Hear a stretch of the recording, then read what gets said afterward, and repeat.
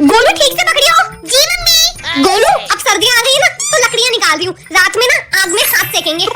गोलू कुर्सी को ऐसे ऐसे लाइयो, मम्मी डर जाएंगी। मजा आएगा। हाँ चिंकी मजा तो आएगा, और मम्मी नीचे उतर के ना फिर बहुत मारेंगी। ओए पागल, मैं मम्मी से बोलूंगी कि मैंने किया है, क्योंकि मैं मम्मी की लाडली हूँ ना, इसलिए मम्मी मुझे कुछ नहीं कहेंगी। गोलू और तेज कर, और तेज। गोलू मम्मी मैंने नहीं किया, आपकी लाडली चिंकी ने किया है। अच्छा गोली बच्ची का नाम लगाता है। अरे ये क्या गिरा ऊपर से, ये तो मेरी शादी की साड़ी है। छोड़ो, लाल कलर की साड़ी। लहर लहर।